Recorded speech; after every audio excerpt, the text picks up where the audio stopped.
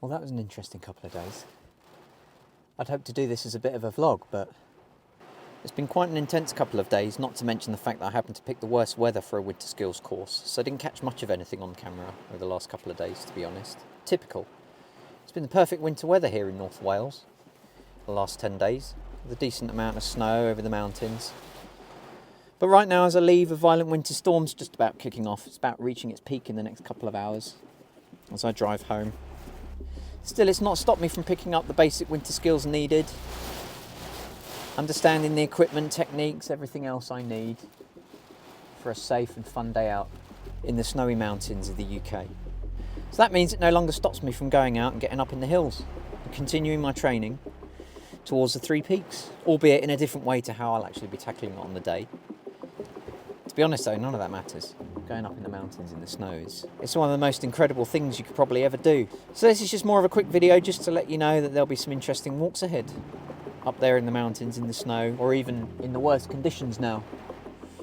Even if it's not snow, it's certainly not going to be sunny and calm and clear.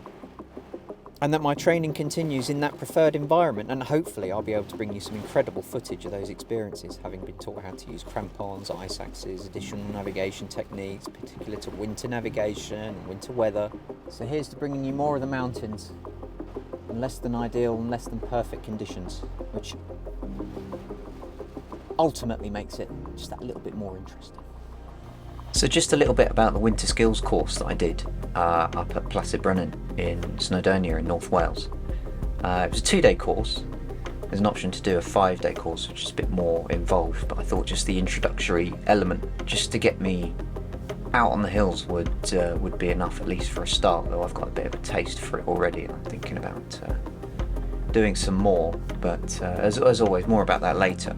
Now in the video you'll see the clips of the little or the small amount of footage that I got for the weekend. You'll see or notice a distinct lack of snow, and as I mentioned, the snow was there prior to my arrival, but unfortunately the weather system that came in from the Atlantic brought with it much warmer temperatures, above average for that time of year. 10 degrees warmer. It's about 9 degrees was the high, and a lot of rain, which obviously that combination melted a lot of the snow. But because of the winds, it made it unsafe to get any higher than about 400 meters or so, and the snow line was up about 800 meters, I think. So it was dangerous at 400. But that doesn't matter. The snow isn't specifically what I went for. You know, you imagine a winter skills course, and yes, you do need to learn some snow techniques, walking in the snow, hence the mention of crampons, ice axes and things like that. But and that was covered. There was some simulated snow or ice around the complex at Plas y Brenin, where they actually had wood, believe it or not, simulated snow or hard packed snow and ice very well. Having used crampons and an ice axe before on a glacier, I can honestly say it's a very good simulation. So they had angled boards at varying degrees where they taught you steps and techniques to get up and down using the crampons and the ice axe, so almost vertical. So we did actually get a bit of experience, albeit not on the actual ice. We did actually get to do simulated conditions, which I felt worked perfectly fine. But also, you know, there's more to it than just ice and snow. They started off with weather awareness, obviously, and this is all about planning your trip, understanding the weather, synoptic charts, forecasts, how to gain your information and where from, and what kind of decisions you need to make based on that, as well as a general awareness of weather in the mountains, which I found quite useful. And then there was navigation. Again, it's obvious now, and I knew it was part of the course, but you know, they say you shouldn't really be using your phones out there because battery life, and you can't really use your phones because of your gloves and things like that. Even though technology and things allow you to use gloves and phones nowadays, it's still good to get the basic principles of navigation, and it's more difficult, not just because in the snow features are less recognisable, But because of the weather in general, you'll have fog, you'll have wind and rain, which will mean you'll keep your gloves on, it's more difficult to navigate, use a compass, all of that sort of stuff. So all of that was practiced over the weekend to allow you to navigate more accurately and confidently, which I found very useful. But so that was a good refresher, that was good fun. And then there was some practical application of all of that out on the field or in the mountains on the second day.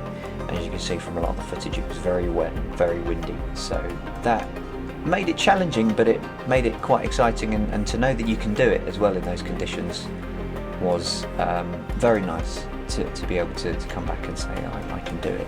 So that's that really. There's not much to it. What I need to do now is get myself some crampons and an ice axe and go and play in the snow. Most likely, having not had the experience on the course, I'm going to go and find somewhere nice and easy in the next few weeks. Hopefully I won't have to venture too far. The weather will come back and Wales will get another sprinkling.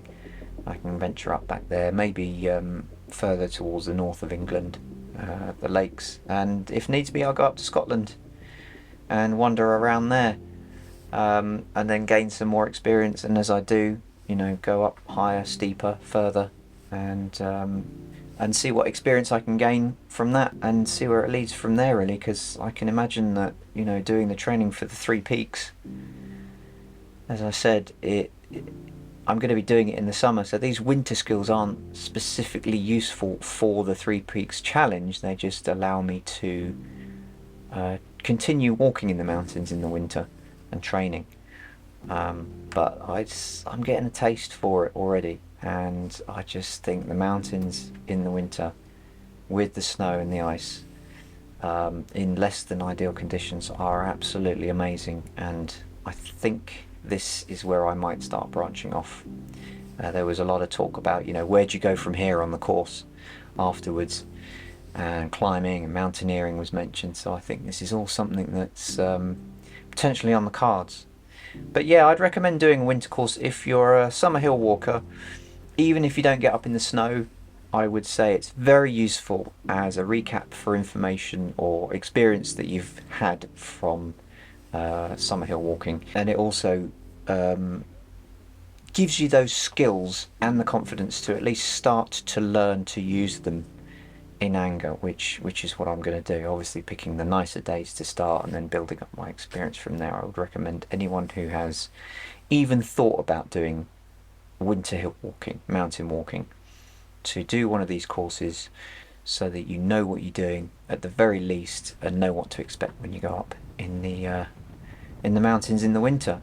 So that's it. Hopefully some winter experiences and videos and climbs and walks to follow, with varying amounts of interest with regards to the weather and the underfoot conditions.